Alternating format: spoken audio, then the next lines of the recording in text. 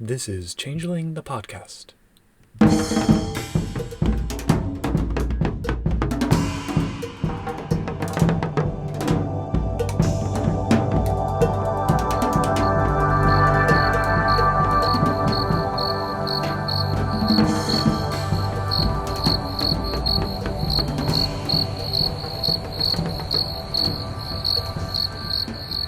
Welcome to Changeling the Podcast. Come for the glamour, stay for the vibes. I'm your host, Josh, and with us is your other host, Puka. Say hi, Puka. Top of the whatever time of day it is that you're listening to this. What are we talking about? Insert time here, Puka. We are diving into the chunkiest of Changeling supplements in the entire line, Isle of the Mighty, and this will be the first of a trilogy of episodes since the book is divided into 3 books. It is really 3 supplements and 1 that deal respectively with England, Scotland, and Wales. So joining us for the England section, we have resident expert and special guest Andrew Goodman. Hello there. Hello. So, Andrew, we've had you on before. Thanks for coming back. Very excited. So, what makes you somewhat of an expert about England? I don't know if I'd go so far as to say expert, but I do currently live in England and have for the past 7 years. Both of my parents are English, born and bred. Despite being born in the US, I have grown up a significant portion of my life in the UK. So I'd like to think I have the advantage of both an insider's and outsider's perspective on the United Kingdom, and particularly on England. Whereas I just have a mother and an aunt who are devoted Anglophiles, so go figure. I did grow up watching EastEnders, though, so that counts for something, I think. EastEnders, good thing to watch. Would recommend in the media when we talk about media to watch. I do have it on my list, yes. my Danish uncles are a big fan of it. Excellent. So I want to just start off by saying that I do love this cover. The art has like some really intricate little fairy beings and details that, I don't know, overall give this sort of mythical sense. I think it's Adam Rex who did this cover, and it's just one of my favorites aside from probably the trilogy covers for the Kith books. It is one of those pictures that the more you look at it, the more I want to know what's going on. Yeah. A lot of nevers. Well, obviously they talk about the weird little like never things. I've never been satisfied with the amount of stuff they wrote on nevers. And the creepy Boggin with all the like dolls strapped to his back. I need an explanation. And the presumed Yilidu in the tree, I should say. But I think they're kind of standing around one of the 3 enchanted wells that we get reference to, where there's a sort of sacred magical well in each of the 3 countries of the UK. But anyway, I just wanted to kind of throw that out there. And then opening it up, we have written by, I am inclined to say Beth Fiske, but that's like the Italian pronunciation, so she may say Fishy for all I know, as well as Jennifer Hartshorn, who we've seen before, Dina McKinney, and Wayne Peacock. With additional development by Phil Brucato, because lest we forget, this is a mage crossover book, which we'll be talking about in a later episode, but it certainly shows in the writing throughout the entirety of the book. I love that this was back when the stained glass window borders are actually hand-painted pictures of that sort of old stained glass, or that stained glass painting kit stuff that you used to be able to get. You still can. It's definitely an actual painting instead of something made on Photoshop. Warts and all. Yep. Anyway, shall we get into the text? Yes. So it starts out with the most of the book is broken up into 3 books. Book 1, England. Book 2, Scotland. Book 3, Wales. Before that is starting with, is this a Welsh name? It is. Pronounce this wrong. Llandona. Llandona Saga. Or maybe Llandona. I don't know where the stress is, but it's that ll, double L. Yeah. It's kind of like if you put your mouth in the position to say L, but then try to say S instead, you'll make it. Yeah. There you go. Perfect. I'm not even going to try. The Welsh have successfully kept the English out for a long time, and that is largely down to not being able to pronounce any of their names. Not enough vowels, maybe. But yes, we start with this really not even 3 full pages of fiction, and it's sort of the story of Ariana Verhemer, who's a young verbena. It doesn't state outright when this is set, but the implication I get from it is that it's, I think, late 19th century, because they talk about Bismarck's impending unification of the German states. And then it suddenly catapults us into ancient Roman times and then back. So we're already kind of adrift in time with this introduction. I don't know. Overall, how did you two find the opening fiction? A bit confusing myself, I'll have to admit, but I'm often like that with opening fiction in these books.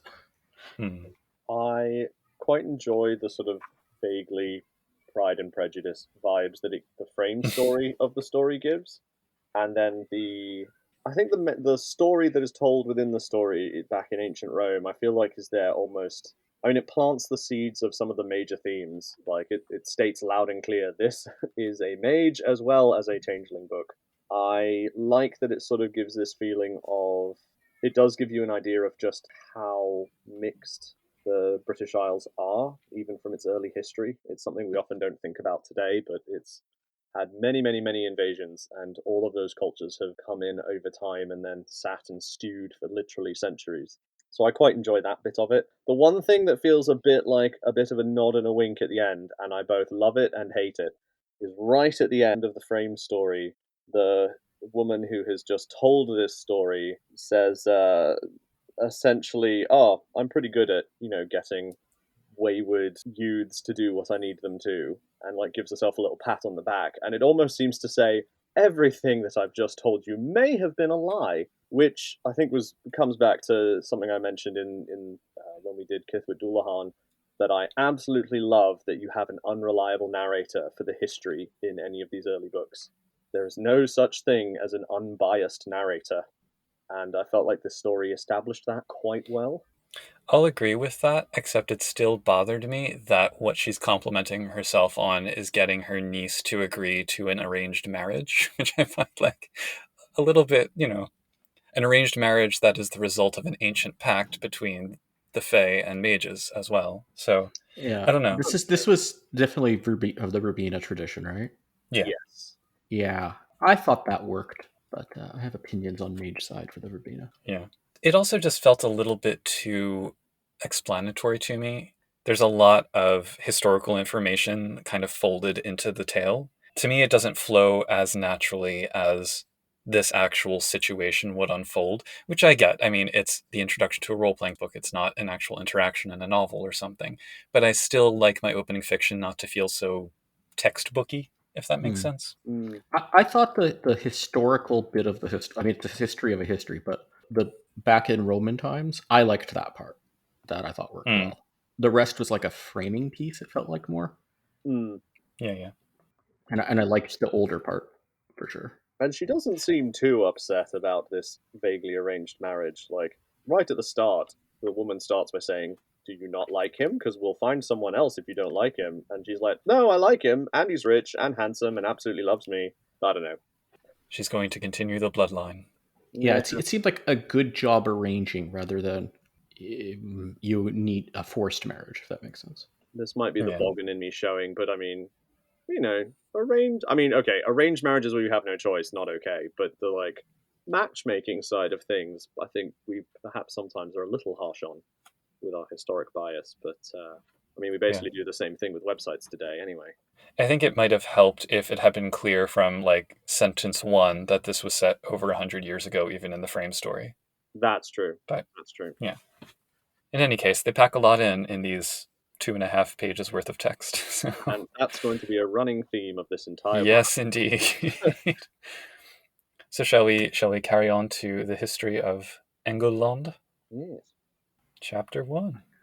I do really like that the epigraph here is from Spenser's The Faerie Queene, which is, in my mind, sort of the quintessential English folklore related literary work.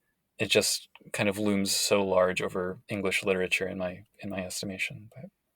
But I have a question that sort of relates to the chapter titles of this book. Hmm. The sort of Fey name for England is what, Albion, Albion. yeah, right? But isn't that like Great Britain, not England? I think Albion. I mean, don't quote me on this because I'm not an expert, as I've said. I think Albion was a kingdom to sort of the south of the southern part of the land mass. Okay, because it's like was the name? It's like the name in Gaelic for Scotland is basically the same. I mean, creative liberties, I guess. It becomes a little bit like Tolkien's writing, where you say, well, to the dwarves it was this name, but then it was also this name, and to the elves it was this name. Yeah. But okay, so it's used enough for specifically England outside of Changeling the Dreaming and Mage the Ascension that it makes sense. Okay. Yeah, I think it sufficiently makes sense to call it that. Of course, they immediately then throw it out the window with saying, but it's not one kingdom, it's like 5. So speaking of frame stories, we kind of get an academic lecture framing for this chapter. This might be my own bias as an academic, but I get a lot of banality from thinking about that. Like, let me talk about the history of the Fae and the mages in Britain using transparencies. It's Yeah. If it was updated, it would have like Knocker built PowerPoint slides. right, exactly, yeah. He does imply that he does something other than use a PowerPoint and projector, but not a power, Mhm. sorry, a overhead projector. He implies he does some sort of magic to do something more interesting. I forget where. Mhm. Somewhere when he's about to present, he's like, "Oh, hang on a minute, that would be far too banal. Just a moment," and you just picture him waving his hands around and making it glow. But he's still using transparencies somehow. Maybe he's Yeah. just making them giant. Yeah, Mhm. Something. holographic. Oh, that would be amazing. Like you just hold up a new tapestry every time. It's like, There's also the note here that this whole section, this whole lecture is taking place at the 1997 Tailcraft Festival at Parkamore Freehold, Coniston Water, Principality of Tears, Lake District, England. So I'm curious, and this might be sort of a question for Andrew. There's a moment, where is it? So, like on page 10, when the she who's kind of opening the festival says, "Together, I believe we can take the fight to the enemy, restore Britain's might, and regain the lost stage of glory." 25 years later, I feel like that sentiment comes across as, to use a word the kids use, cringe. What was, in your estimation, the ethos of England in the 90s? Like, was there more of a sense of urgency about that? Like, we have to regain our former stature or something? I'm going to have to show my age a bit here and say that I was not really aware of any particular attitude like that. In fact, but from what I've gathered, I do remember the 90s, and I was in England. From what I've gathered from relatives talking, that's really not a common attitude in the 90s. My grandparents were still very much alive and kicking and remembered World War II, and World War II very much kicked any sort of sense of empire that might have remained in England out at that point.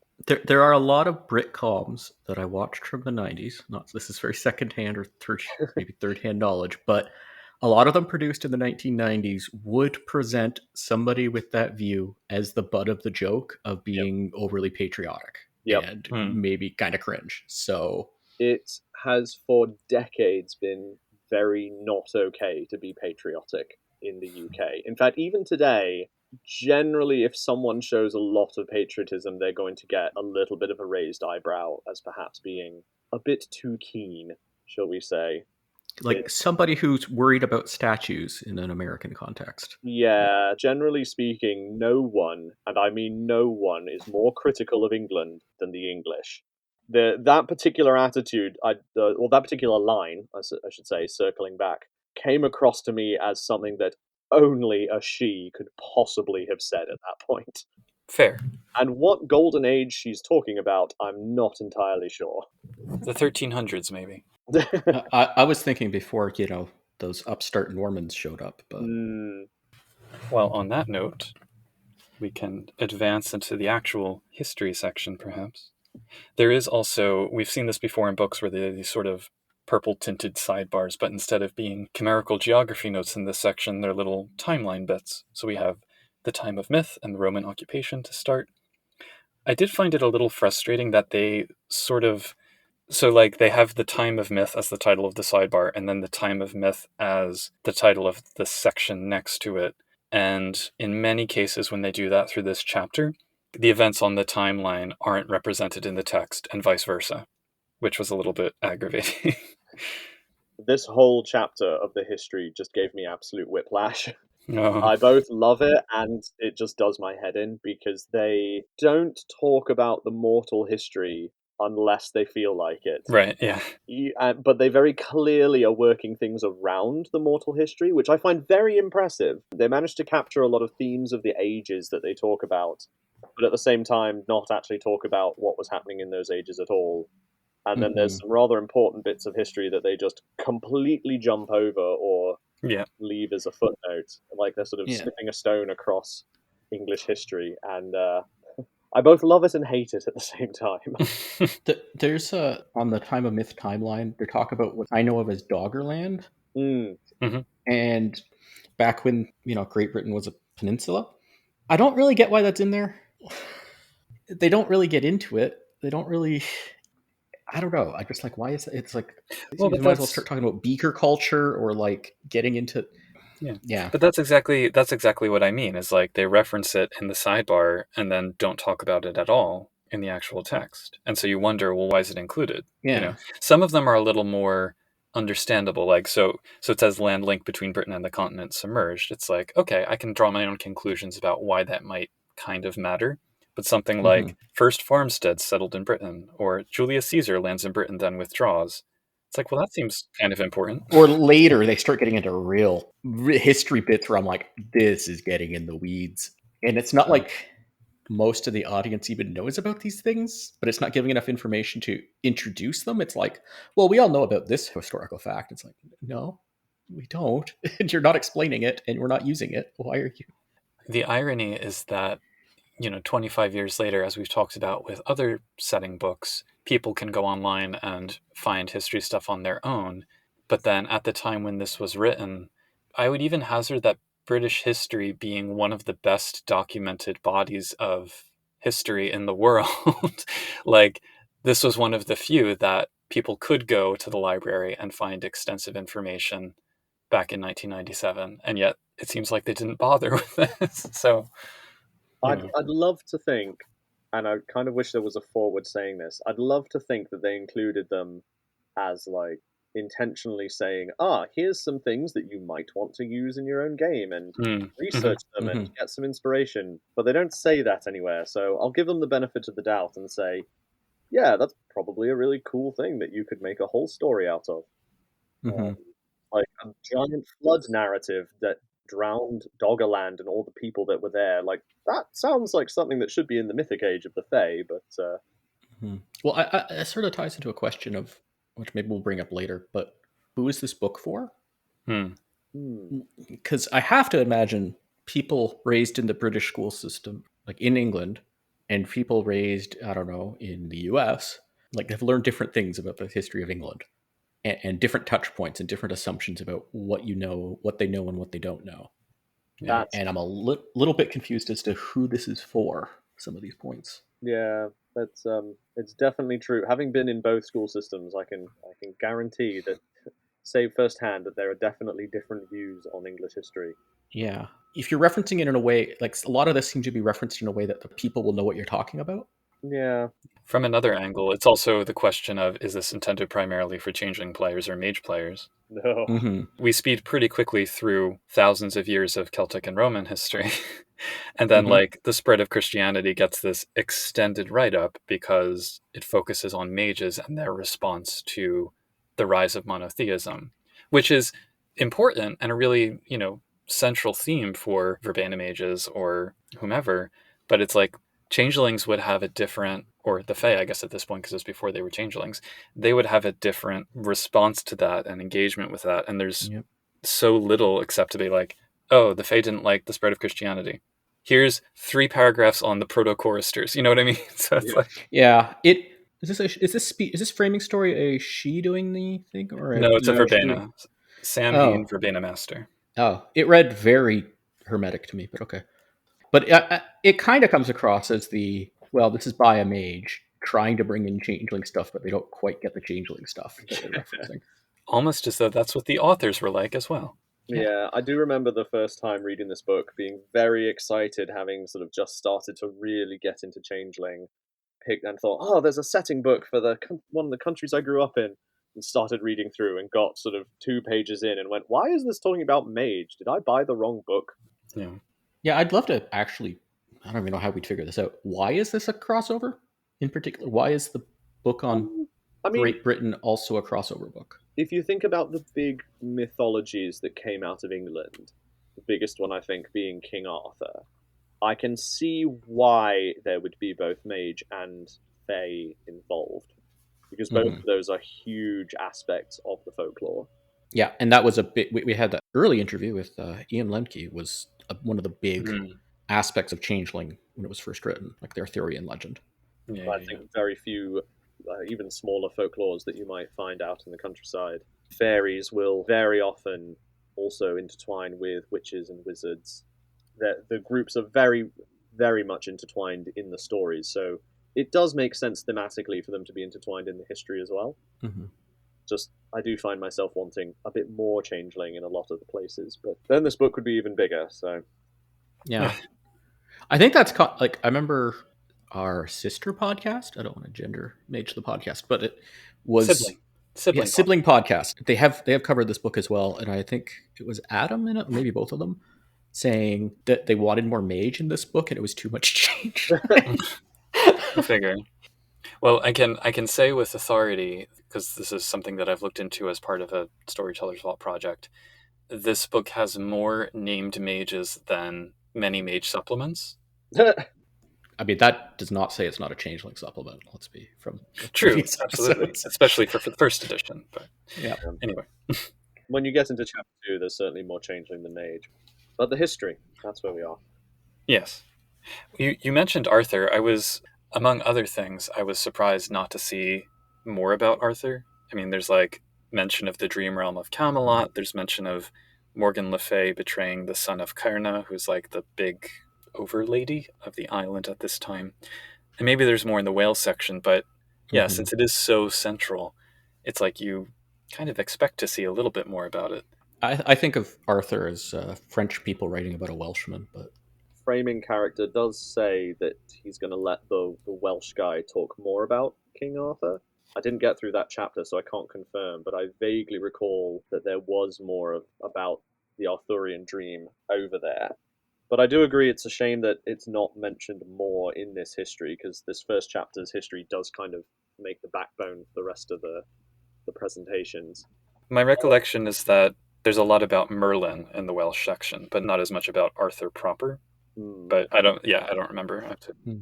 I would have liked them to at least have had a sidebar, perhaps like lampshading the fact that the story of Arthur has gotten so big that that would echo through the dreaming, and perhaps they just don't know at this point. Even the Changelings would be going, this might have been part of our history, but it also might just be something the Victorians got a bit obsessed with. We're not sure. After that, we get more about the War of the Black Twerk than probably any other event in English history, so I guess that's significant to both the Fae and the Mages. I'll also say I do really like the art in this book. The two sidebar panels on pages 14 and 15 are the most compelling art I've ever seen of neck jewelry in a long time. I'm all for powerful MacGuffin artifacts that can steal souls and put armies to sleep and everything, but it also kind of seems like I can't imagine how to use this whole section in a game except to say, here's this artifact that I'm going to drop into a game. And I think I would much rather have the same amount of text on Arthur, or other things that could be used more other ways, in a variety of ways.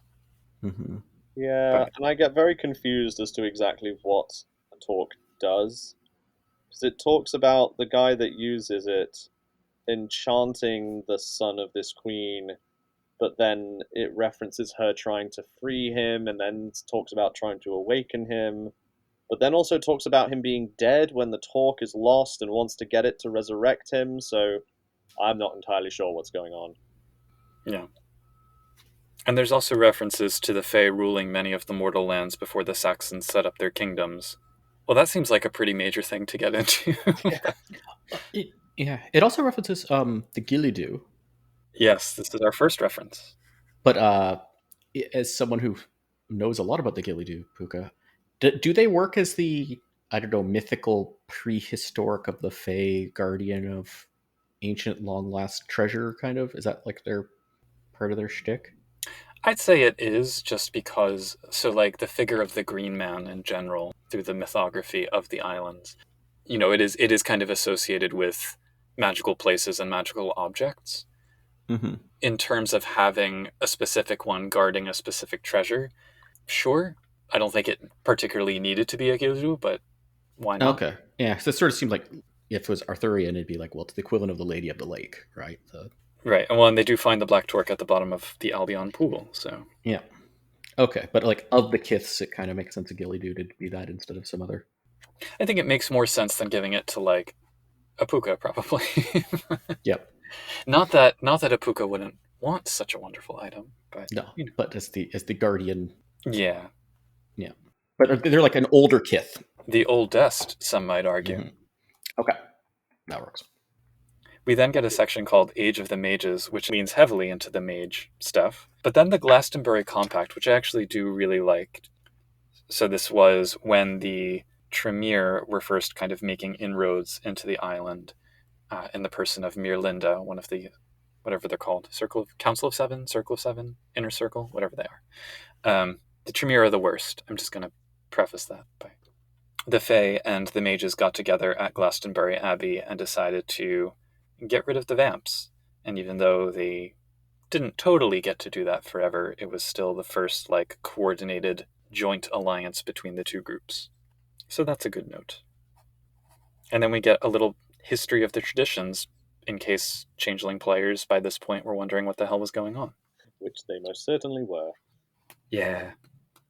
And there's like all this information in the sidebar about Henry II and Queen Eleanor and Richard Lionheart and King John and the Magna Carta, and just none of it is in the text.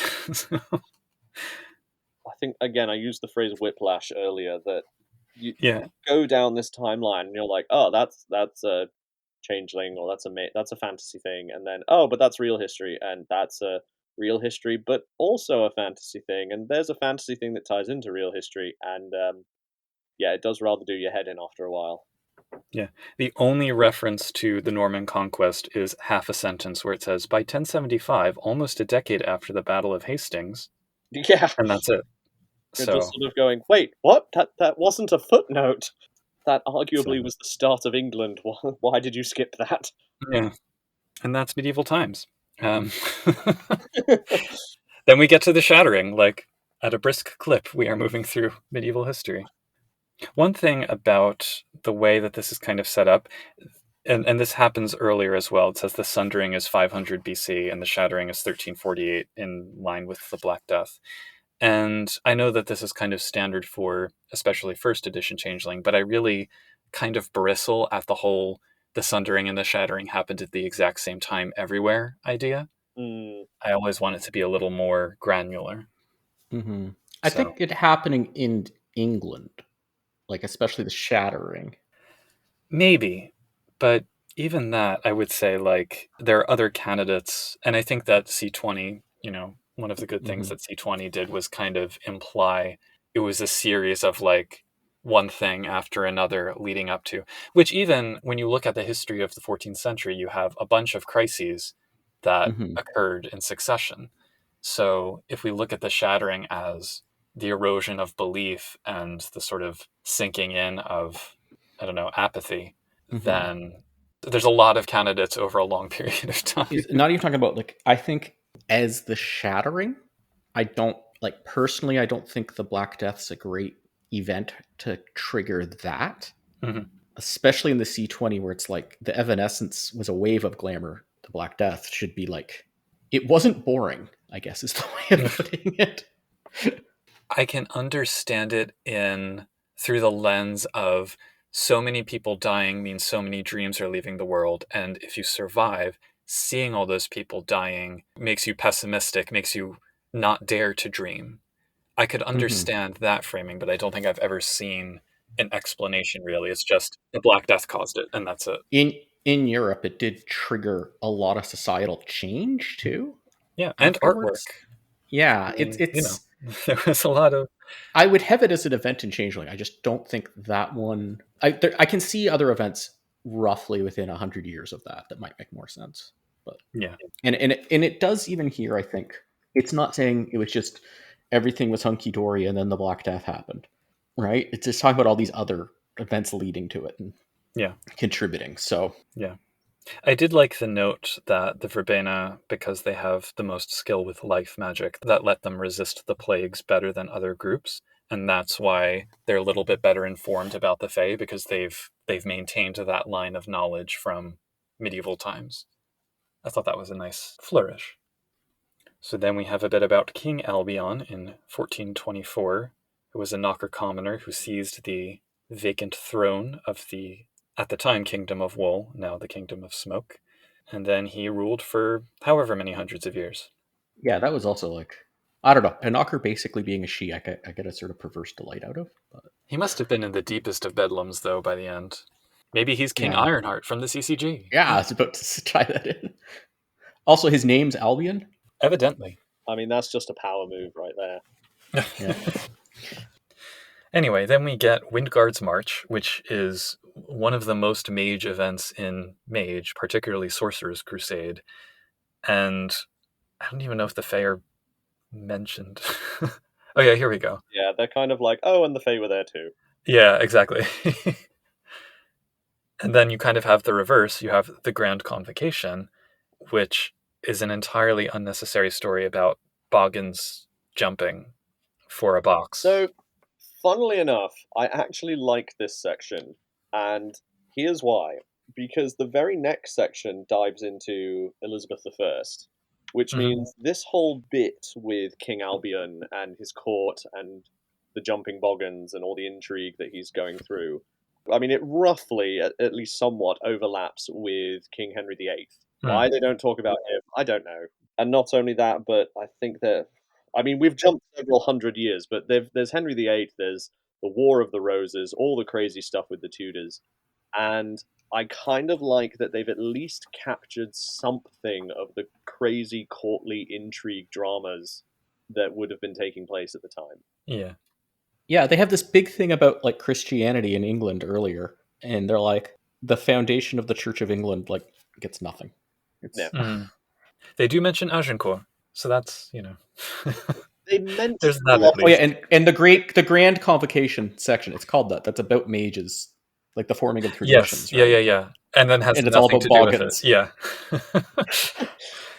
Again, the sidebar, which is also titled The Grand Convocation, mentions Grand Convocation in Horizon Realm from 1457 to 66, 9 traditions named and codified. I get the feeling, because it does also mention in the credits that Satiros Purcado was working on this book in an additional capacity, presumably to cross-check mage stuff. At the time, they would have been working on Sorcerer's Crusade, and so I wonder if that led to some of this being included. Oh, like a third pass edit. Oh, let's add this stuff. Right, because there's a lot of detail here for something that has basically no bearing on Changeling. That would make sense if like the write-ups were largely cemented, but the sidebars were a late addition. One of the other things that I notice about a lot of the sort of sub-stories within this narrative is a lot of them kind of end with the structure of, oh, maybe so-and-so is still doing X for all I know. Like with Windguard's March, at the end is, by 1452, most British mages in Kithain were satisfied that they had obliterated Windguard's legacy. Those who weren't probably continue hunting to this day. Or with the jumping Boggin, who ended up soaring into the clouds. Whether he ever came down, no one ever discovered. For all I know, he may be ready to fall any day now. I get that they're leaving these hanging threads that you could potentially hitch a story onto, but there's so much detail and specificity leading up to that with so little context about when and where that story was taking place that it's just kind of like, all right, there it is. What do you do with that besides taking that prepackaged story in its entirety and just kind of dropping it like a depth charge into a game? So that bugged me a little bit. But yeah. There's also an implication that Chimera didn't exist before the Elizabethan era, which I found strange. That confuses the ever living daylights out of me.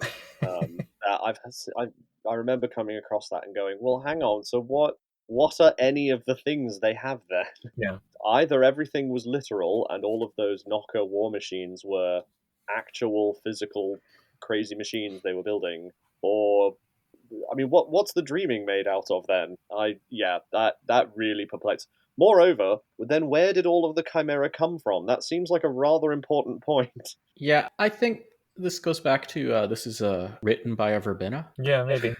But yeah, to me, if you were to have like chimera showing up that weren't there before, which would be a very different interpretation than how this book's going, would be the shattering, right? Like, Yeah. But I also found the name of the issue, Lord Binion, a little bit on the nose.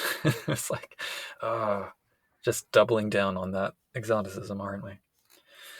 I should also mention Midnight Never Come by Marie Brennan, the novel that is based on a Changeling Chronicle set in Elizabethan times, which I think does a much better job of presenting this whole setting than these pages do. So I would like to recommend that. Anyway, then we get to the New World. Or rather, we don't. Yeah. We know that it happened around the time as some other stuff that we learn about. I think this was the point where I threw my hands up and went, "What? I give up." The title of the section is "Settling of the New World," and then it does not talk at all about anything that happens across the Atlantic. Doesn't even mention it. The sidebar does. Yes. Well, I mean, the sidebar. One of the points in it does, of the three. It doesn't even say, "Oh, so they decided to leave." It sort of implies they're going that direction, and then Yeah, it also implies like the entirety of England's colonization of the Americas consisted of pilgrims, which is what? also we all know it was only the English. Couldn't be anyone else. There are no other villains from Europe. Couldn't possibly be. Sorry, that's a personal bugbear. Thanks, Disney. If they ever made an Iberia book, then we would probably hear more about it. Yeah, or France. They do mention is it the transportations to Australia? I think that was the term that was used. And use that as an excuse for a really awkward story about a troll and an Aboriginal shaman playing music together and settling all their differences. The only thing I love out of that story is now I really want to hear a bagpipe and a didgeridoo playing together. Challenge accepted. That I need to hear, but beyond that, yeah. I feel like if you searched on YouTube, you could find Probably. it. I'm afraid to do so, though. That section also reminds me that it bothers me how liberally they use the word shaman. It's like anyone who is not a verbena or a chorister or a hermetic just is a shaman, apparently. So yeah, I mean that's getting into this was written by White Wolf in the 90s. Yeah, but even for that, it's a little bit. Oh yeah, they're not all doing spirit magic, right? I guess. So maybe we should be glad they didn't talk about "quote unquote" settling the New World.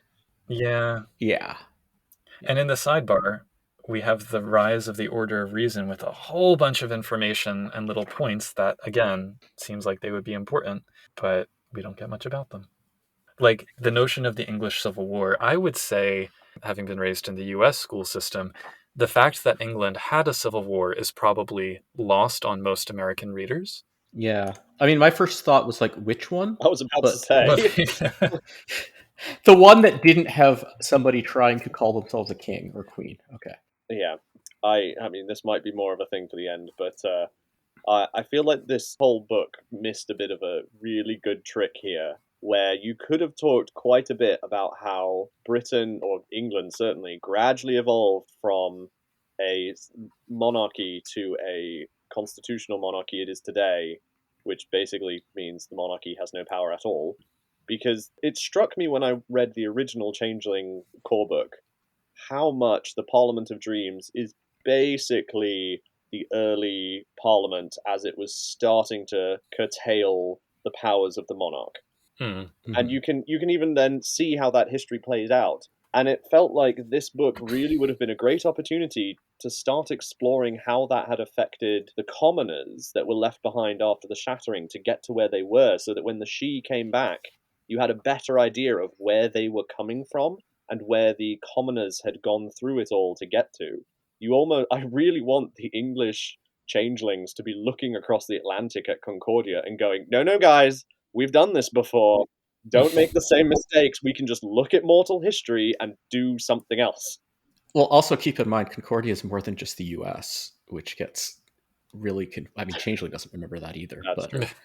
Not to mention that. Anyway, sorry. But do they actually cover what the political structure of Albion is anywhere? When we get into the setting in chapter 2, it goes a bit more into it. Actually, it goes quite a bit more into it. Okay. Yeah. But before we get there, we have the Reign of Victoria, which we were talking about this before recording. I've never fully understood why Victoria is such a landmark figure for the technocracy in the setting. I mean, I understand the Industrial Revolution was happening. There were a lot of changes socially and scientifically and politically, but how much of that was Victoria herself responsible for in the real world? Well, how much of that was the British Empire? Well, a fair bit, but... Yeah, it was definitely one piece of it, but like the rising German states into one Germany and but the United States, like those were also big parts of the whole Industrial Revolution. I don't think it's unreasonable to say that Britain, in its imperial capacity especially, drove the Industrial Revolution as we commonly refer to it. Yeah, it definitely sparked, with Yeah. the steam engine and all that stuff. And it was ahead of everybody else for so long, and things like London being the largest city in the world for a while. So there was that moment.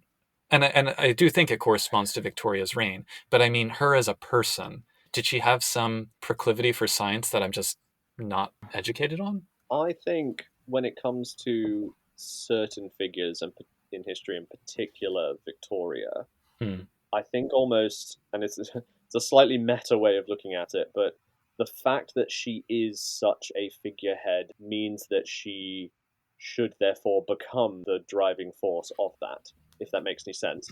If the consensus of the empire, so to speak, is that Victoria is the head of what is driving this great empire forward, then by mage logic and actually by changeling by the dreaming logic, then yes, Victoria should be the one. Whether she herself as a mortal human being could do that is almost irrelevant at that point.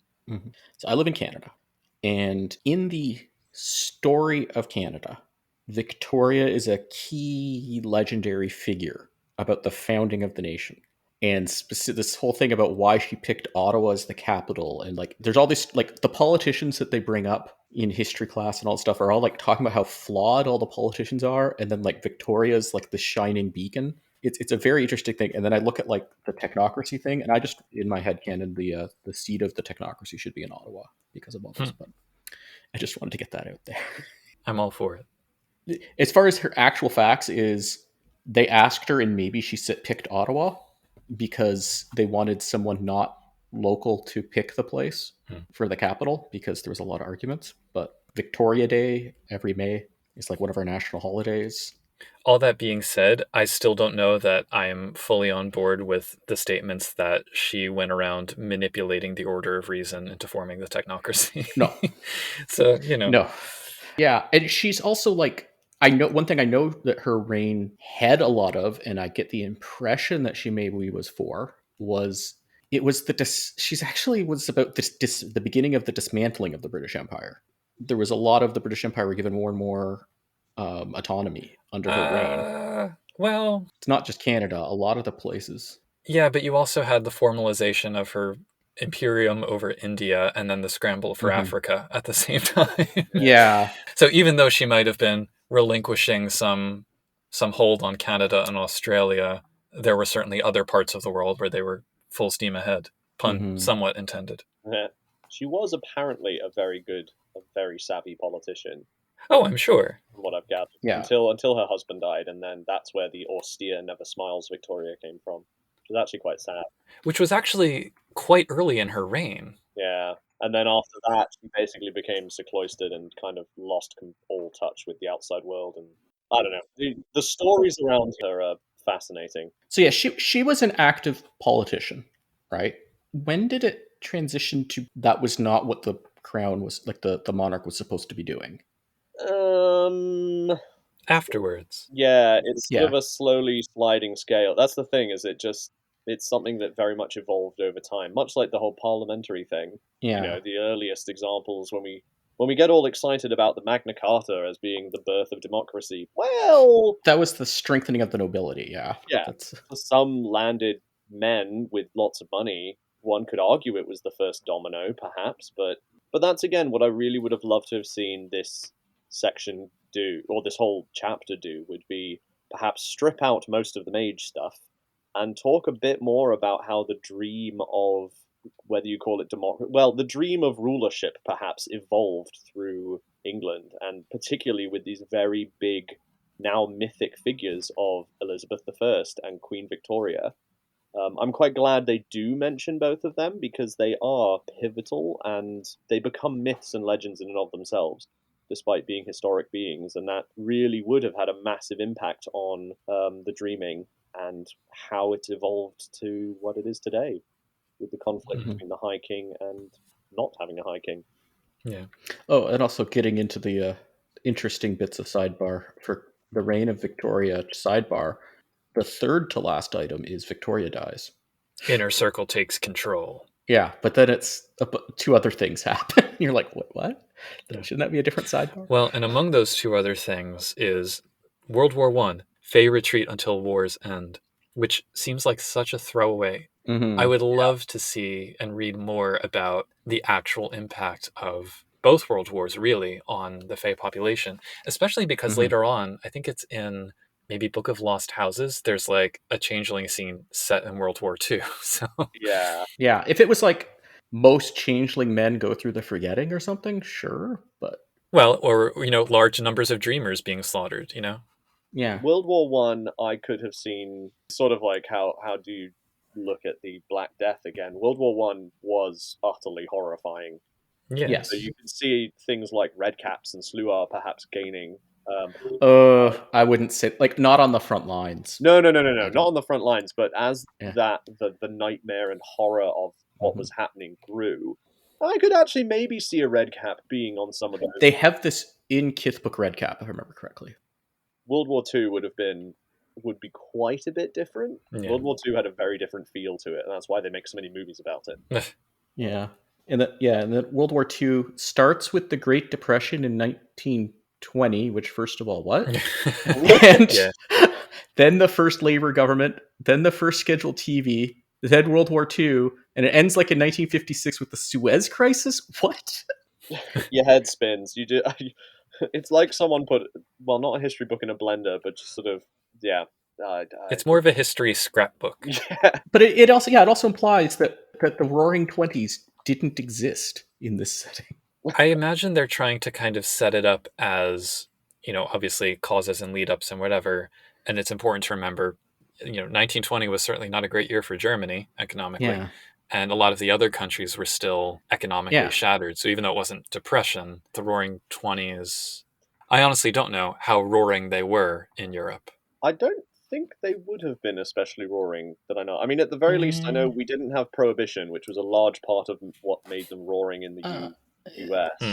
There apparently was like still a lot of stuff happening. Like there was a lot of parties at least, and jazz clubs and cocktail bars in the UK as well. I mean, I know that from Downton Abbey, but Yeah. Another good bit of media. It's on my list. I do have a list when we get to that. At the risk of being pushy, maybe we should get through the history section. Yes, let's do that. Yeah, sorry. So then now I'm going to get really annoyed again. With the War of Ivy, that the War of Ivy, possibly what should have been the biggest section in a changeling supplement on Britain, and they basically tell you nothing about it. It got a paragraph and a half. True. But they basically just the say, she won, the end. She show up, and no one was that bothered. Yeah. Yeah, because it's not like, I don't know, all that stuff about constitutional monarchies rising had anything to do with England, right? The way they just hand wave the whole thing just really. And then the High King David rules the Fae from the fortress Taranar, implying what, he's High King of England? Yep, never understood that either. Exactly what does High King David being High King mean? Is he High King of Concordia? Or is he... Yes. They love to say High King of the Fae, but how many Fae are we including in this? So they specifically, somewhere in the setting chapter, if we come across it, I'll point it out, but there is specifically a mention that there is no High King in Albion. So similar to when we talked about Court of All Kings for Ireland, even though David is recognized as a High King, he is not the High King of anywhere in Britain. They do not currently have one. The position is vacant. Then we get some random modern times bits. There's information about the Harbingers of Avalon who want to bring back the idea of, I guess, Britannia specifically, like that notion of what England and Britain as a whole can and should be. So that sort of late imperial idea, because they think it'd be a utopia. I do love that at the end, the technocracy has basically become James Bond and the Kingsman, and they're the bad guys. It's one of the things that I really love with this book. The idea that the big bad guys that are normally out there with their killer robots. No, in England, we're far more civilized than that. We've got James Bond walking around in a tux, and that's the bad guy you have to deal with. But not really, because he's just far too polite to do much. Also, there's only 12 of them, so... So it's MI6, the technocracy version. but only 12 people. Yep. There is also the note at the end here, so this might speak a little bit more to the sort of structure and voice of the chapter, that Sam Hain, the narrator, is from America. So therefore, it's sort of doubly... Yeah, if you're going to write a book about, you want to talk about changeling history in England, and you're you're a mage fan who's American, it's probably good to write your character who's saying the story is a mage from... Give yourself that out. Yeah. So I want to just pose a general question at the end of this chapter, which is, what is the importance of history and tradition as themes in Changeling and Mage, I guess, as opposed to memory and lore, which I think we can distinguish as different things? Yeah, I think memory and lore is the important part for both games. If you're contrasting it with like what actually happened. But if you're talking about like history as the story of what happened, then obviously that's very important. Yeah. I think I'd have, again, liked to have seen more of those two things held in tension with each other in this book, particularly because, as you've said, English history is so well documented and at the same time so mythologized. Mm-hmm. It would have been fascinating to see more of this is what was happening in history, and this is how the dreaming has reacted to it, and this is how the dreaming has reacted to it since, particularly coming full circle with the stories of King Arthur. How has that shaded and coloured the way changelings see their history? Well, how English changelings see their history in England. Yeah. Mm-hmm. It just feels like they missed a bit of a trick there because they wanted to talk more about mages. I think a different framing device, if you look at Guide to the Technocracy, the Mage supplement, that has in its history section multiple authors who disagree with each other. And I think the same amount of text, but written that way, might have worked better. Mm. Like you have one changeling and two very different mages, or one mage and two very different fae or something, and they're all giving the history, and it's like not, there's very little connecting them. There's a lot of disagreement. That might have worked better to me. Do you know where you see that the most, I think, in World of Darkness, is the revised clan books for Vampire. Because the history sections are always kind of presented as, oh, the elders of the clan are presenting the history to the young ones. But there's almost always two or more of them with wildly different opinions. Mm-hmm. And I agree with you that that's useful, at least. But I suspect also, I mean, there are events that kind of cross the literal geographic borders between England, Wales, and Scotland. And I'm going to have to read through the other sections to verify this, but I think that you'll get very different opinions in those three sections. So yeah, maybe across the three books that works. The books within this book. Mm. I just found it surprising, kind of like you were saying, Andrew, there's so much that's mythologized that isn't mentioned. Like, Robin Hood does not come up once. Oh my goodness. I think he's mentioned in one of the sidebars briefly, but not at all. Yeah. Hadrian's Wall gets like a brief mention. They do talk more about that in the Scottish section, the Scottish chapter. Yeah. And from the historical side, so this is my segue into talking about chapter 2, the opening epigraph is from Shakespeare, who, again, landmark figure in English history, and in the history section there's a single word dedicated to him, which is from 1564 to 1616, and in one of the sidebars it just says Shakespeare. So there's basically nothing about London in this whole book. There is in chapter 2. But in history, there's nothing. London's got a weird history that's mythologized too. That's another one. It's not there at all. That's what I mean. It's like, and that's a place Americans have heard of. One would hope, yes. Yeah.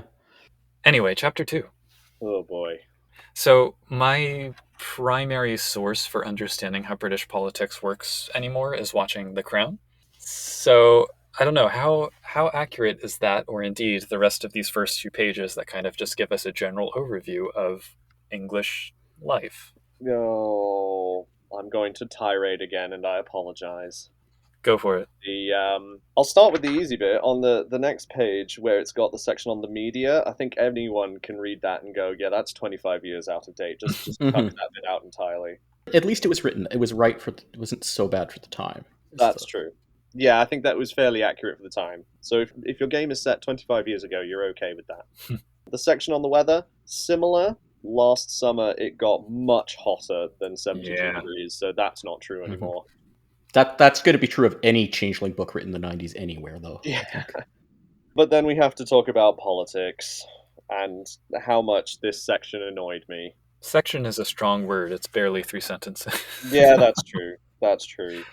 I mean, I guess I'll summarize with what I've said in chapter one. I think this would have been such a great opportunity, given the way Changeling the Dreaming is structured as a sort of feudal society struggling against feudalism and trying to come out of it.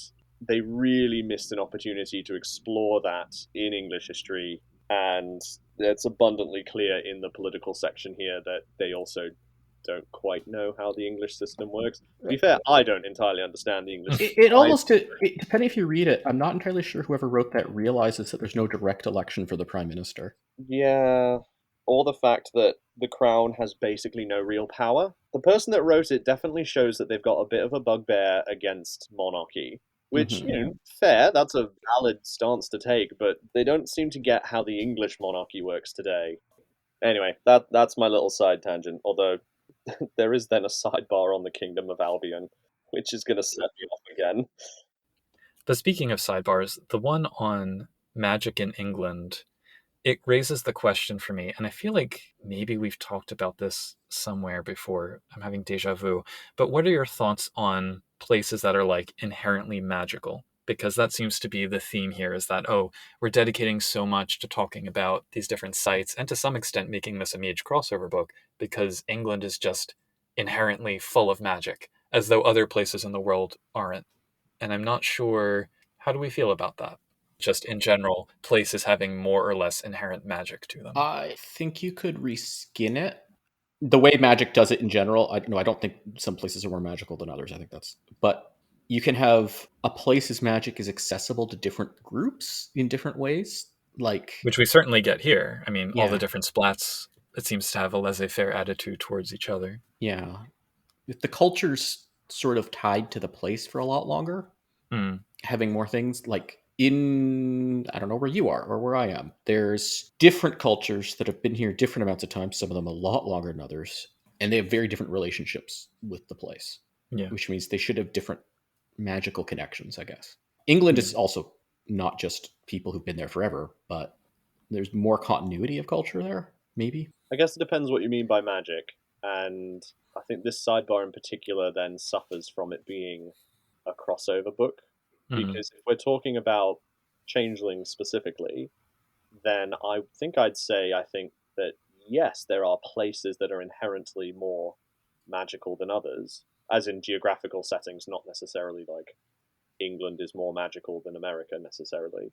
But that would correlate in Changeling. That would mean there are some places that have more glamour to them, more dream, more inspiration. Well, no, more myth and story. I think that's what I'm trying to say. Mm-hmm. So I think much like with certain historic figures we've talked about, I think there is a lot of England, but for better and for worse, England has had a lot of mythologizing done of it. So I could see why some places in England, not all of it, but certain places would have more glamour to them. But if we're Yeah. talking, but that's specifically looking at it as a changeling. Looking at it as a mage, I don't know that I can comment on that as well. I mean, there's things like nodes, which I feel like would prove the point that some places have more magic than others. But again, I guess it depends on what you mean by magic. Well, and weirdly, I think the geography section gives us more history than the history section, Yeah, very little of which is mage history. Like there's references to, oh, this mage lives here, this mage does this, but I feel like the historical tidbits that we get throughout this chapter are kind of more pertinent to changelings. yes, very much so. Perhaps we should dive into them. I do also want to point out, in case anyone didn't notice, that there is a map of the kingdoms at the back of the book so that we have a visual reference for, which we can include in the show notes, I guess. So we have 5 kingdoms: Kingdom of Roses, Kingdom of Chalk, Kingdom of Mist, Kingdom of Smoke, formerly known as Kingdom of Wool, and the Kingdom of Heather, which constitute the English kingdoms. So I guess we'll start with Roses, which is ill-defined. London and environs. East Anglia, the home counties, and the so-called heart of England. And it's that last piece that, what does that really mean? To whom? Yeah, I don't entirely disagree with this map. I don't entirely agree with the map either, if I'm honest. I think Roses should probably have extended a bit further south, Hmm. and I'm not quite sure why. Well, I guess I Well, see this why. could also be late 90s versus today. That's very true. Like if it's the London and basically anywhere in London's cultural sphere, that would have changed over time. Yeah, they're roughly correct, I think. I think I'd slightly wiggle the borders around, but they're close enough that I think they Yeah. make sense. Something that has come up before in reference to Concordia, and I think is maybe mentioned somewhere in here, is that the borders are not fixed. Yeah. And it's when you have a map, it's easy to think of the borders as fixed, but there are references to like the rulers kind of pushing at each other's territory here and there. Mm. Which makes sense since lines on a map are literally, well, borders of a Yeah, country are exactly. basically imaginary lines. So Yeah, Yeah. and it's not like she ever went through the Treaty of Westphalia to iron out what's a nation state or something. yeah, they don't have controlled borders. I want to highlight something that I like and wish that there was more about, and something that really aggravates me about this section. um, there is a sidebar on the monarchy and the Fae, Oh boy. which kind of, yeah, I mean, to your point, well, it's not great, but the nugget that I extract from it that I like is this sort of through line of the connection between the monarchy, the land, and the Fae, Mm, because you have things like the myth of the Fisher King, or the monarch is the land to some extent. And I really like that. I like that as a dream that the nobility would lean into hard and that would have actual repercussions in the dreaming. So it's almost, I wish that there was more on that aspect of it. hmm What I dislike about this section as a whole is I feel as though almost they made a checklist of things they wanted to include and wrote full write-ups of those without talking about anything else. To some extent, I think you kind of have to pick and choose what you're going to write about because there's so much, but some of the choices seem odd. Yeah, Like in the Kingdom of Roses, we get London, lots of that's London. about, and we get Oxford and Cambridge. Which, I mean, to be fair, those are pretty major parts within the Kingdom of Roses as they've written it. They Yeah. do give what 3 pages to London? Yeah, but then it's things like you could do, frankly, a whole book on London, which Vampire has done. Someone But has on the vault, I believe. for Changeling? Yeah, Ooh. Give Me Shelter. Oh, okay. It's set in I want to say, in the 60s or 70s, I think, yeah. and it's definitely set in London. I've been meaning to pick it up, but yes, so someone has in fact done an entire source book just on Well, there you go. London. So we get like a page about gun laws, and then we get Westminster Abbey, Tower of London, and Highgate Cemetery, all three of which feel like they'd be more well suited for Wraith rather than. I mean, maybe not Westminster Abbey, but like Tower of London and Highgate Cemetery, I feel like, those are some ghosting grounds. Highgate Cemetery, it definitely has a lot of dreams around it, but I don't think it For needed sure. quite as much as they spilt ink as they spilt on it. Yeah. We get Guilty Pleasures, which is like a secret society of mages and fae and various historical art figures. And then Two Right, which I actually like because it's a red cap run punk bar, which is cool. I was very happy that they did touch on punk. I don't think they touched on punk enough Hmm. because it did feel like, oh yeah, we should mention this. It breaks, I think, in a very good way from the stereotype of the very polite. I think later on somewhere they talk about how the English are just terribly polite, and you won't know if they're upset with you because they're just too polite to say. And I'm like, you've not met someone from the punk scene, or heck, just someone who lives out east in London. or chavs. Yeah, it's at great risk of treading on opening other cans of worms. You're ignoring whole classes of people within England by skipping that whole subcultures that. Anyway, yeah. So I'm really glad that Two Right was in there, with the exception of what they talk about with the NPC that runs it later on in the NPC section. Hmm. Yeah, Yeah. that was slightly less good, but at least there's some in there. Yeah. Overall, though, I feel like this would help me if I were running a session set in one of these 5 places, not London. That's kind of Yeah, what I mean. So if there's a trod that goes directly to the Tower of London and you don't go anywhere else in the city, great. I did like the Oxford versus Cambridge rivalry cast as, what is it, technocracy versus etherites. That was a yes. nice little thing. with some knockers thrown in for the mix, just to remind us that this is a changeling book. Oh, and there's also Windsor. 2 brief paragraphs on Windsor. Yeah, it feels a bit like they do get sort of a bit fixated, sort of tunnel vision on very specific locations, and don't, Yeah. like you said, it'd be very good if you want to run a game around those areas, but if you wanted sort of a more general scope for running a game in London, not necessarily that helpful. Yeah. Now that we're on page 37 and 38, we might as well segue into the Kingdom of Chalk, which is the southern coast, including Cornwall.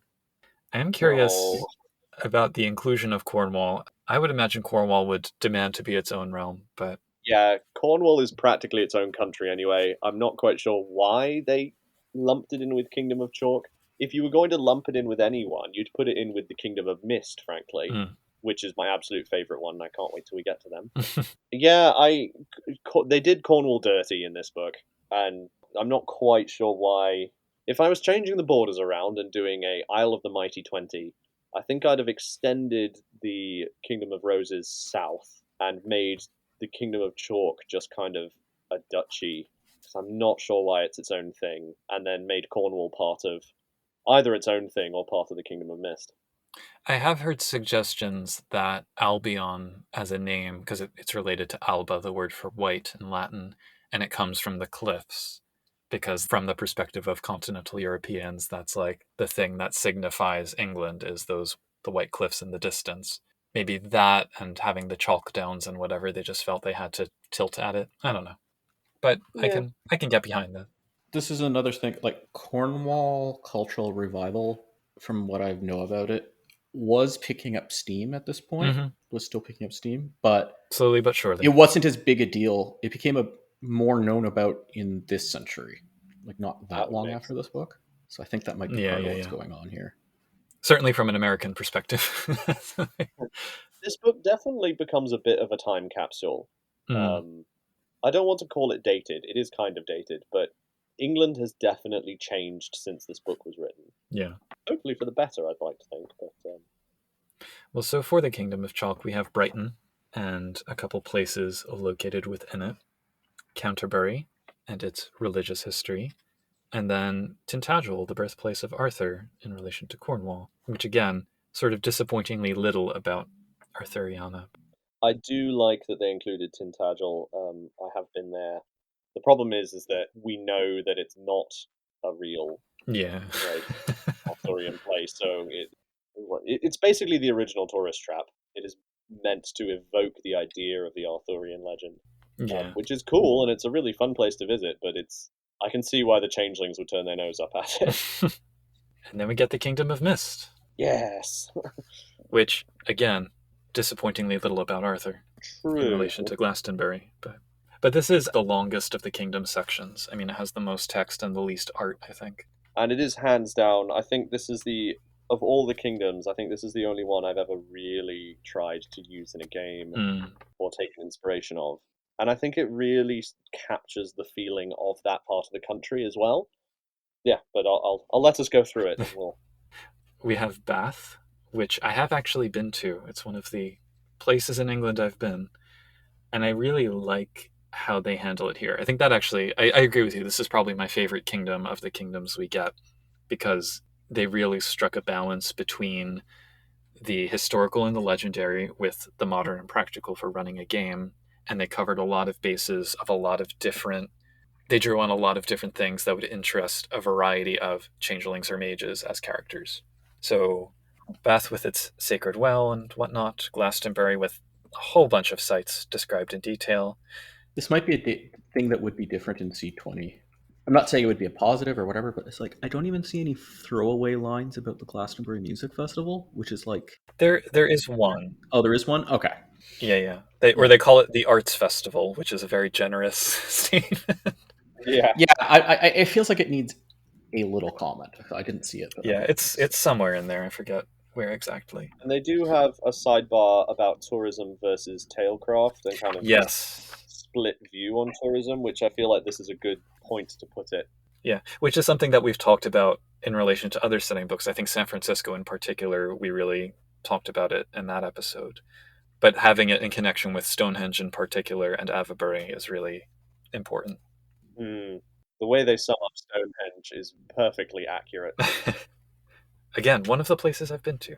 I did quite like Avebury as well, because you could actually walk up and sit on the stones. So I was a little bit, not dismayed, but like, there's no mention of the Cotswolds, there's no mention of Bristol.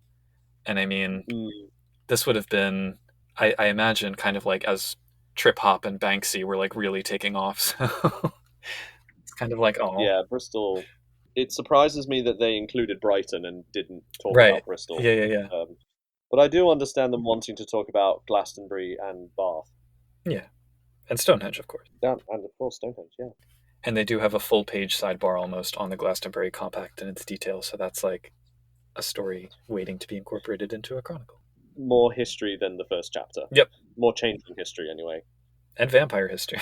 So. Yep. So then we have the Kingdom of Smoke. And I think my favorite thing about the Kingdom of Smoke is how they talk about its transition from this sort of bucolic kingdom of wool into this banality soaked hellhole, because that's a theme. Yeah, this one is written up very well. It's not a place I would want my character to ever go to and hang out in, but yes, it's very well described. I think if you wanted to run a changeling game where you really wanted to emphasize the battle between glamour and banality, I think this would be a really good place to set it. So I used to live just outside of Hull, which is in the Kingdom of Smoke, and I do remember sort of the architecture of Hull back then. I'll say I've gathered it's changed a bit since then, but at least at the time, I just remember this sort of brutalism at its peak. Just everything feels like had been switched to monochrome. The Humber estuary is just it's a mud based estuary, so the water is just always brown. It just feels like color has been leached out. And of course, I mean, this was through the eyes of a kid at the time, but if you run that through the lens of the world of darkness and throw in towns that were booming industrial centers once upon a time when England actually did its own industry, and now they are just these sort of weird, derelict, almost ghost towns because there's no industry there anymore. And the Kingdom of Smoke would be a fantastic setting, I think, for a darker themed changeling game. Yeah. And they are quick to point out that it's not all cities and pollution, because you have like the beetles coming out of Liverpool, and the Albion Well is located in the midst of the kingdom. There's so many typos in this section, though, I have to point out. Yeah. Lord Greenlands is indeed a member of the Shadow Court with allegiance to House Alil. His wife, whom most believe to be of House Fiona, is actually a satyr with ties to House Lianian. Get the names of the houses in your own game correct, please. The Smokelands also seem to be crawling with Dauntain and a Copper Griffin, who's one of my favorite chimera, even though it's a banal chimera. Woven out of hair, no less. Yep. Lastly, we get the Kingdom of Heather, the North Country. So we get York, and we get Whitby, and the Principality of Tears, which is basically the Lake District. I really liked the origin story that the lakes and the rivers and the meres were all filled by this dragon who flew around crying because she had lost all of her fae friends to the Shattering, and she was about to have to leave Earth as well. That was really cute. I liked that. It surprised me a little bit that we had to get this far into the book for any mention of a dragon, which in hindsight, it suddenly occurs to me there's nothing about St. George and the dragon, or does Wales maybe talk a bit more about that? Wales and the two does, dragons? yes. Yeah. Okay. There is a Okay. mention of St. George in that not quite Cockney quote, I believe, from Oh, page yeah. 38. But otherwise, yeah.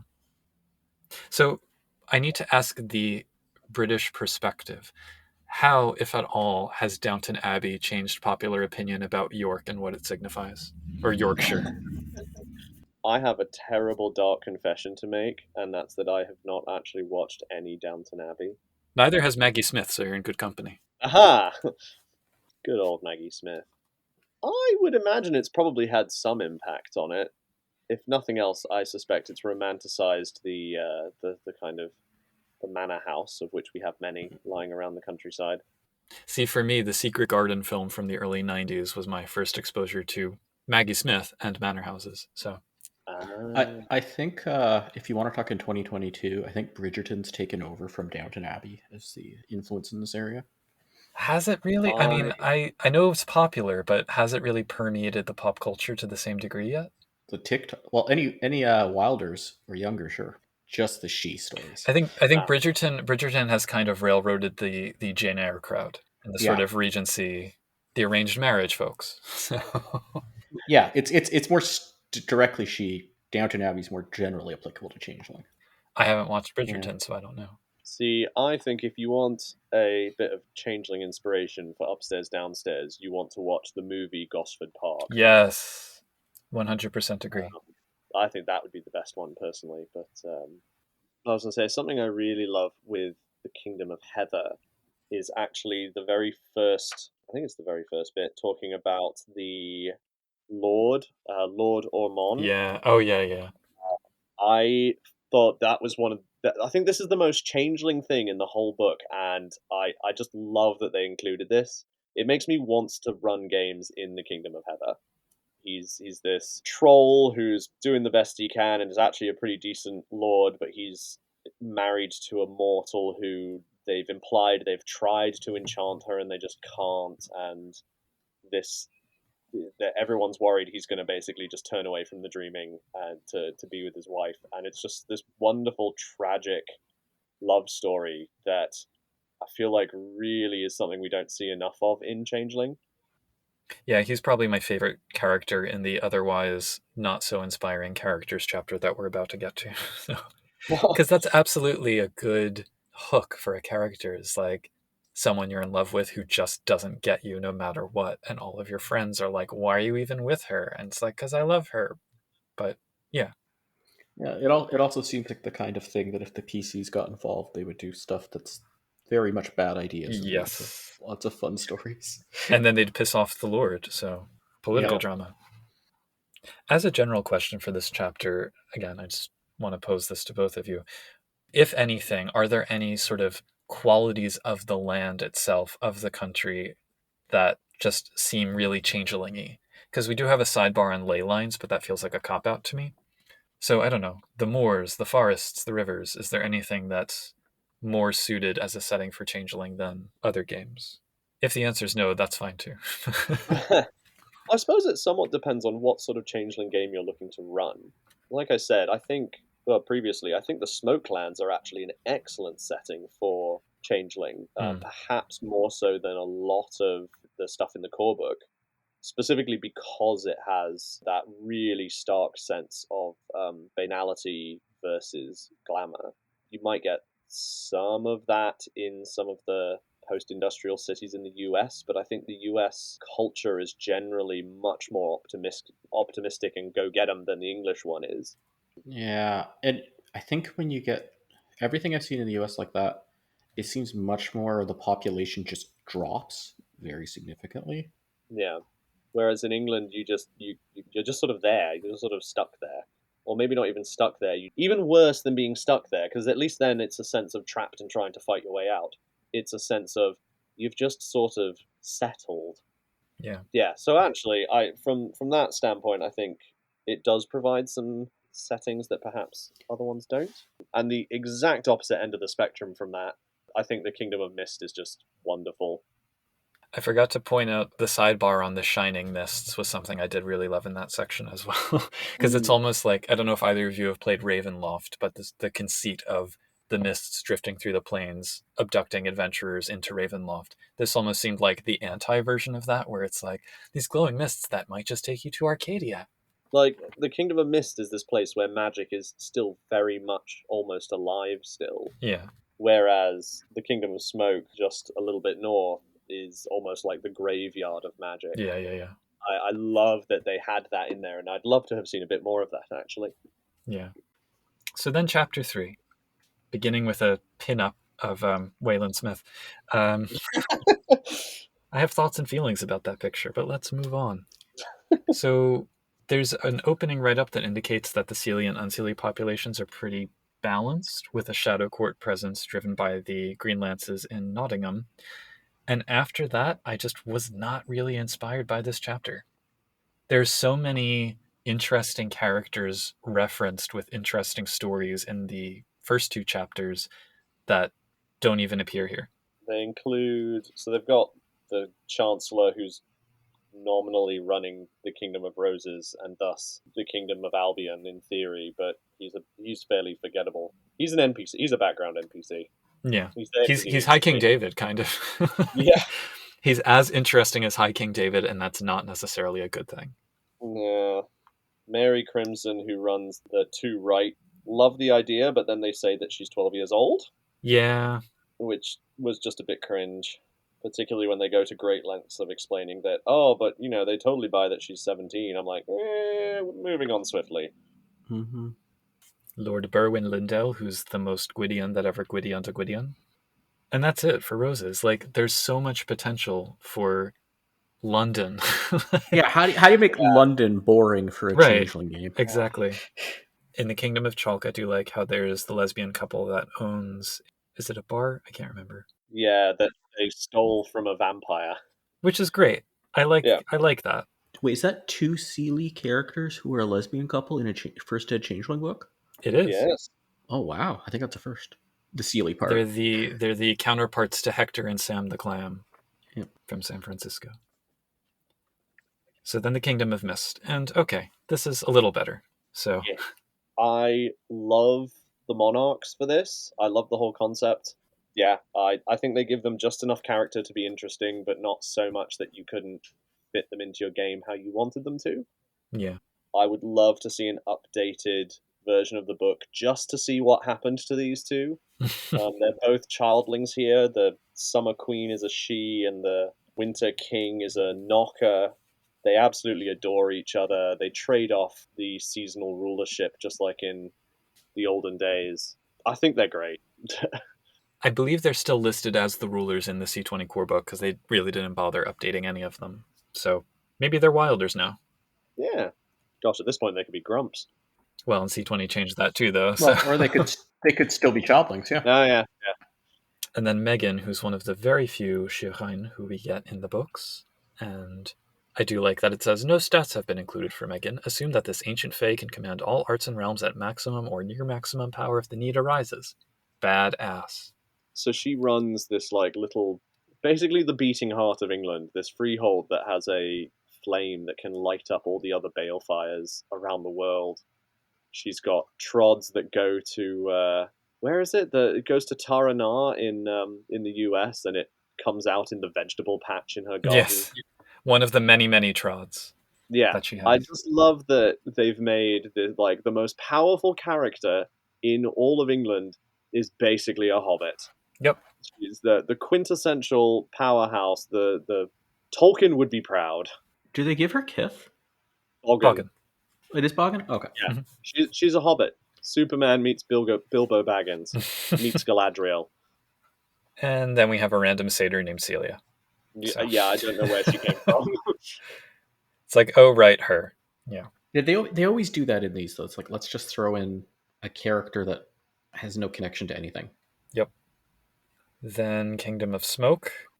I like Lord Davy. Maybe partly because he reminds me a bit of my dad, which I find a bit strange, but I also kind of like that. I'm not sure why then Lord Greenlance. I, for the longest time, could have sworn he was a she. I'm not quite sure why he's an Ishu, or Aishu, sorry. It's mentioned that he is in House Aelil and head of the Shadow Court. He does not have title, certainly. Yeah. It feels like it would have made more sense thematically for him to be a she, since he's sort of scheming against Wheelwright. Hey, wait, do we have any NPCs in this book who have, mortal titles? I don't think so. Yeah, that's people in the House of Lords, you mean? Yeah, or just, there's a lot of nobility that aren't in the House of Lords. Yeah. Yes. No, I don't think we do. I don't think. It feels like a waste. Yeah. Probably they'd have to invent one, because using an actual title would be awkward. Not that it couldn't be done. I mean, there's a lot of titles that are just gone. Well, and famously, Lord Wessex in Shakespeare in Love, I think, was one that Prince William liked so much that he asked for it to be a title or something. Something like that. And then they don't include Lady Greenlance. Right, her I'd be interested in. I mean, having a Leon and Satyr, I'm like, let's see what's up with that. But we'll just skip over the use of the slur in Lord Wilmeron's write-up. Yeah. And a puka named Billy, who's a goat puka. That's a and they never once make reference to the fact that a goat puko could pretend to be a satyr. Truth. They do call him, he thinks of himself as a ladies' man, and I'm like, you're so close to having that. Just have him try to lie and tell everyone that he's actually a satyr and then be really bad at it. I do like it says that he fails at being a ladies' man because occasionally his creepy Slua friend just kind of pops up behind him. Yeah. Worst wingman ever. Jared Slua. Yeah. And then we have Lady I don't know if it's meant to be Welsh like Elendil or it's a Tolkien send up with Elendil or what, but she is the host of the Tailcraft contest that is the frame narrative for Chapter 1, so good for her. Yeah. And then we get some mages, and I mean, Vicky Choi, it is like every Orientalist stereotype you could possibly imagine shoehorned into a single character description. And it is impressive how much they do that. And there's Mitchell Savoy. Is he supposed to be as absolutely creepy as he's coming across? Like, was that intention, do you think? I mean, he runs Guilty Pleasures, so... Yeah. Okay. He's sort of like the quintessential repressed English noble. Okay. I was slightly worried he was like not, and then that would have been really bad. But Yeah. not intended that way. But And he's another case of a mage in a changeling book with Arete 6, which is quite powerful and rare, with dismal spheres. yeah. But at least he's not fortune telling in a bungalow like what's her name in Shadows on the Hill. So Yeah, it's like Arete 8, highest sphere 2. You know. Yep. And that's it for statted mages. I mean, we get a brief write-up about the technocracy and the Nefandi, which doesn't really give much detail except to say that they're out there. I'm not a fan of these takes on the Nefandi and the... Yeah. I do think it's interesting, though, that they note the technocracy's hold over England is only surpassed in some respects by its control over Japan. Because the implication there, I guess, is that sort of like formal society, buttoned up, you know, nepotistic almost culture that runs things. And with things like the rise of CCTV and whatnot in England, I'm not sure where I want to follow that line of thought, but it's going places, you know? I can think of countries I'd put ahead as being quintessentially technocracy, but... Same. Yeah, I think it's because they keep coming back to it. I slightly have issue with the fact that they seem to have this idea that every single aspect of England is prim and proper, and then completely ignore, like, again, they barely mention the punk movement or, like... Yeah, there's no red caps mentioned in Manchester. Yeah, it seems like their whole basis for the technocracy... I like the idea that the technocracy thinks they run the country. Yeah. When in actuality, no. Have you been to Glastonbury Festival or something? You're not in control. No one's in control. No. Not to mention the fact that there's a whole bunch of prodigals running around as well, which is the last page of this chapter. And they all just politely ignore each other. Yes. There's a picture on page 68. What's going on there? That's one of the guards outside of Buckingham Palace with the tall, fluffy hat standing in his little card box. And apparently there's a werewolf just chilling out on top of the box. There's a note that King Albion and Mithras, the fourth generation Ventru who essentially dominated vampiric life in England for 2,000 years, met every other week to play chess more than a century ago. Okay. I do like that mummies get their own shout out, though. That's nice. Because this was right around the time when Mummy 2nd edition came out, so. And then Fomori for some reason. Oh, they have to have Fomori. I guess so, yeah. Oh, but there's nothing about how we're confused by the name. Yeah. They'd sorted it out by this point, I suppose. Yeah. And then weirdly, the Selkies thrown in with werewolves. Okay. So that rounds out Chapter 3 and Book 1 and the England section. Overall thoughts? This is definitely a Changeling first edition book with some mage crossover. See, I was going to call it a mage second edition book wearing changeling clothing. It gets more changeling as you go, I think. I think I just find this whole book 1 a bit of an emotional roller coaster. It can't quite decide where it's going or what it's doing, but it's very enthusiastic about everything.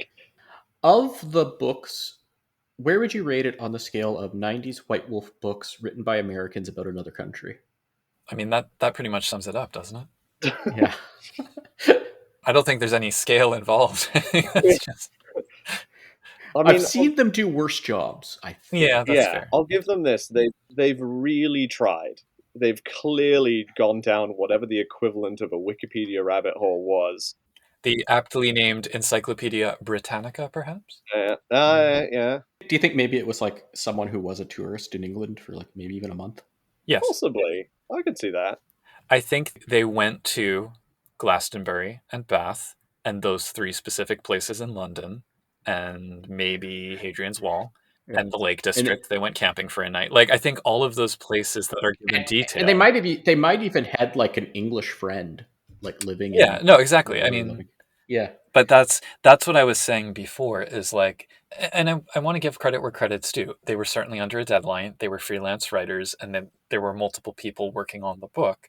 So you had to cut your losses with something as massive as England as a Mm-hmm. topic.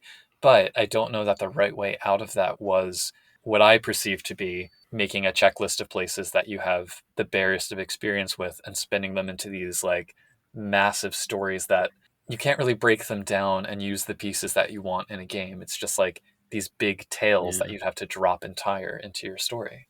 Yeah, and I feel like I could write about a place I don't know it very much about and maybe make it more usable, even if locals would absolutely go, "This is you've never heard of this Mhm. place." Even I don't think it does a great job of saying what you can do with this in a game. I compare it to something like Freeholds and Hidden Glens, where even though Hmm. the locations were much more specific, there was such depth and flexibility to the stories and the characters involved that you could go in a Oh lot of yeah, directions. yeah, that had a chapter about my neighborhood that I grew up in. That Yes. was, and somebody really hated it, but at least I could tell he was there. He had been there. I vaguely recall the Scotland section being a little bit better, so next Hmm. episode we'll have to see. Yeah, I wonder how hard it would have been to find someone from England to write this. Mhm. Or Hmm. So we have a couple listener questions that I think can be applied here. One is, why wasn't the UK considered a key part of the setting? And then, is there any lore that should have been covered but wasn't? So to the first one, and again, we were talking about this a little bit before, I think that it depends on what you mean by key part of the setting, because even though the meta plot isn't centered on England, I mean, yeah, the initial creators and the authors were based in the US, so they focused on US themes. But if you move beyond that, if you go outside what the game meta plot itself involves, this book is longer and denser and more full of stuff than I think any other Changeling book. It's yeah, uneven, not all of it is useful, but there's vast areas of the planet that have never gotten a write up. So, yeah. Well, I mean, there's more with this book. If you take all the Changeling books, there's more here than there are in large sections of Concordia, and I don't just mean the Kingdom of Northern Ice. Like, yeah. there, all over, there's whole sections of Concordia. Like, I have no idea how to play a Concordia game that's not New England Or the South or California or the South or California or maybe like some of the Midwest, or right? Hawaii. Like, or Hawaii. Yeah, but I like. You want to play a game set in Kansas? Good luck. Colorado or anything? Seattle? I have no Ironically, idea. Maryland and DC barely get a mention. In fact, Maryland is Hmm. not mentioned Yeah. at all, thinking about it, aside from being named as the Duchy of Chesapeake, which is not very creatively named. Yeah. Hmm. But as to why it's not a key part of the world of like it wasn't in the core book, but that's all the World of Darkness games. I've never seen any World of Darkness game that's like set in England. I guess maybe because it's Changeling, there might be some question as which is an especially. I mean, most of the Kith are of Celtic or European origin. Yeah. I can see why one might think why it might have in the past meant to have been more important to the meta plot. I almost feel like it's appropriate that it's not, though, just as kind of England at one time was hugely influential across most of the world, not necessarily in a good way, but still influential, but now is not. Yeah. And just like the technocracy seem to be sort of going, oh, we're not important anymore. That seems like that might have been something that was meant to be part of that. Yeah. Something else that occurs to me as I'm looking at my bookshelf here is it presages, I think, a little bit American Gods by Neil Gaiman in the sense that it takes this folklore and these stories and these beings who are familiar for Anglo-European American folks in the US and transposes those stories into the American context. So it's a very modernist kind of thing to do by taking it out of the, quote, old country and bringing it to the new. Yeah, and that is big on Changeling. Yeah, Like yeah. a big part of it doesn't have to be, but I think the way Changeling has been written, At least initially. yeah, the homeland, the thing, Arcadia may be a section of Greece, but it's really just anywhere that's the home, like the place you can't go back to, and doesn't really exist. But Very fey. yeah, and the mists covering up like your family's stories that came from somewhere else, kind of all mished together. Yeah. I mean, we talked a bit about lore as well, but are there any other pieces that could or maybe should have been included here that weren't? I think actually a lot. Yeah, Almost how many hours everything. do we have left? Yeah, Yeah. The War of Ivy? That seemed Yeah. like it should have been fairly important. yep. Queen Elizabeth, as you said. Pretty much any history of London that seems Yeah, London's got some weird stuff going on that maybe should be in the book. I think they could have drawn quite a nice line in, as I've said, I'd love to have seen the development of from monarchy to modern not monarchy and kind of a chance to dig into that a bit more and the dream of rulership. And on the flip side of that coin, with the three big figures in English history, the three biggest ones that I think stick out in most school kids' minds would be Queen Elizabeth I, Queen Victoria, and then Elizabeth II. Yep. You could have drawn a really interesting line through them and their ties to sort of the dream of nobility. I think also just if you look up people in England today who are in the news, a lot of them have noble titles still, and that was true in the '90s too. Yeah, And there's nothing about that really. Like there's a little bit talk about royalty, nothing really about nobility. yeah. So We have a shadow government for crying out loud. I mean, Yes. how is that not mentioned? The point is, there's some really interesting aspects Yeah. of politics that Changeling kind of touches on in the core book that really yeah, could have been explored in much more interesting ways in this book. And I would have liked to have Yeah. seen that. One yeah, more historical piece related to that I would like to throw in is shortly after the Shattering, you also had the Peasants' Revolt in the late 1300s, which is, I think, Mm, often overlooked and maybe Mhm. isn't as historically significant. But like, if we're going to get into the weeds about the War of the Black Torque in 527 AD, we could yeah, have had a paragraph on the Peasants' Revolt and what that did to the post departure of the Shi structure of yeah. nobility. It could have just been mirrored. Yeah, you just have these commoners trying to take over. yeah, So there's that. a bit more of Cornwall as well. Yeah. Yeah. The Isle of Man doesn't even get touched. No, or the Isle of Wight. Yeah. Well, aside from that, last question from my side. What are some good media for getting one's mind around the idea of England? The book has a few nominees, but I actually don't think they're that great. So I mean, I mentioned Gosford Park already.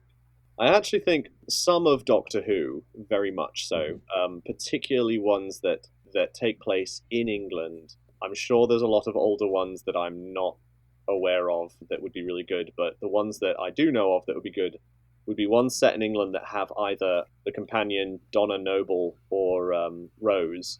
Both of Mhm. them, when they're at home, you actually see a lot more of just regular England, but also through a lens of the fantastic, being Doctor Who. So I think that's quite a Mhm. good one.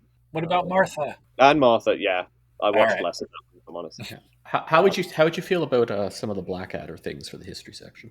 No, um, conflicted. I think potentially, yeah, some of it could be quite good. But if we're going down that vein, then potentially Monty Python and the Holy Grail. Absolutely. In fact, just a lot of Monty Python would sum up, I think, quite a bit of British sense of humour. Yeah. Um, There's probably anything made in Britain for British people might, Yeah, if Midsummer it's appealing to you. Murders, maybe. If you want to go down a bit of the sort of crazy, kooky countryside, and by crazy and kooky, I mean just a lot of little old ladies that want to kill you. Hmm. How Um, about Are You Being Served? I mean, oh God, we could yes. list television shows probably from anywhere, but Yeah, or Waiting for God. That was a good one. Yeah, basically anything that was on the British comedy Britwit afternoon. The panel shows that are out as well. Yeah. I won't think. Also from this era, I guess keeping up appearances is a autumn people take for. Oh gosh, yes.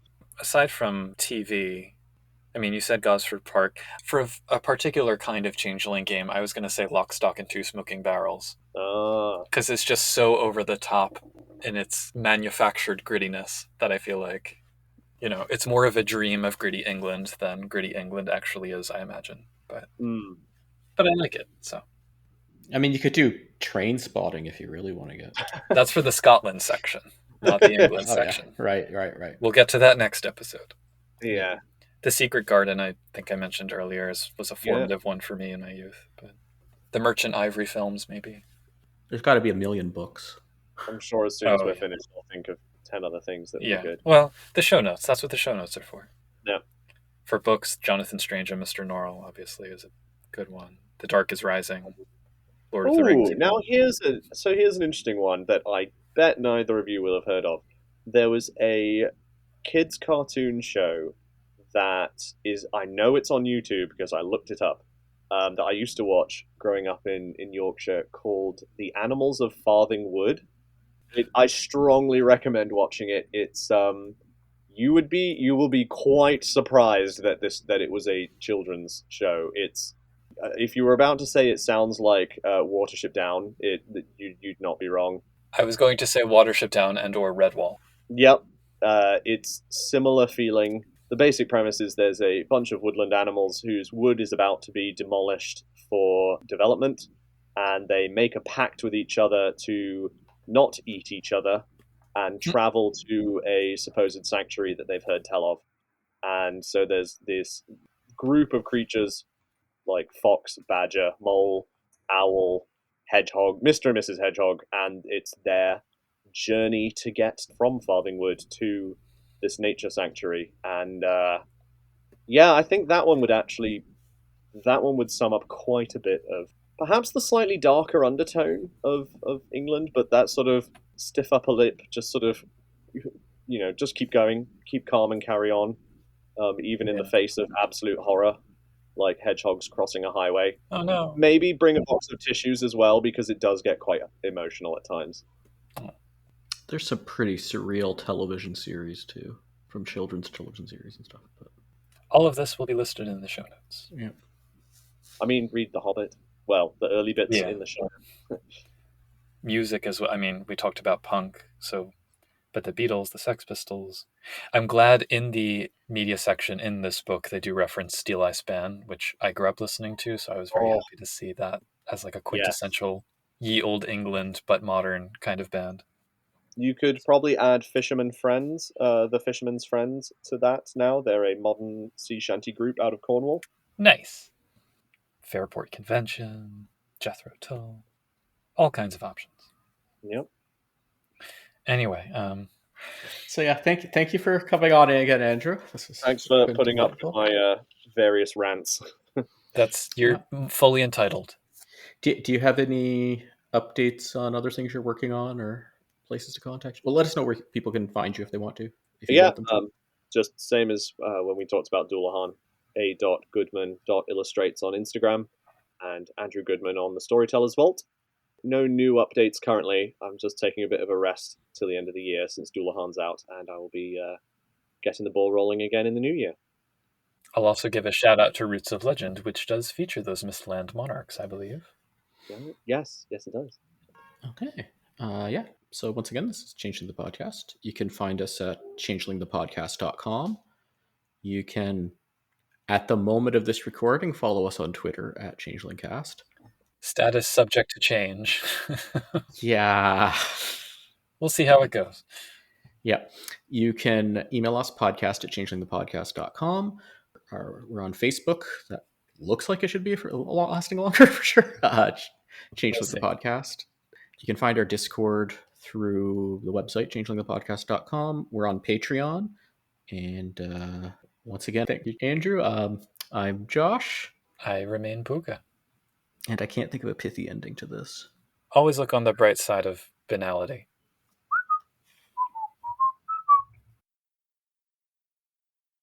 While there are innumerable additional pieces that a Changeling game set in England could incorporate, we'd like to officially suggest a motley consisting of a punk redcap who can't get enough of the smack barn Wet in his favourite wagon chip shop, the wilder Fiona Shee, daughter of a baronet who holds unlicensed raves in the spinneys of her father's Surrey estate, a thoroughly brilliant and polite but socially maladjusted Sluagh detective with his good-natured boggin sidekick, and Peter Cushing. We'd also like to extend special thanks to our once and hopefully future patrons, Derek, Raz Caboose, Sandchicker, Sija, and Terry Robinson. To be a future patron yourself, please do consider signing up at www.patreon.com/changelingthepodcast and or giving us a review on the podcast listening platform of your greatest convenience. Cheers and thanks, and until next time, keep on dreaming.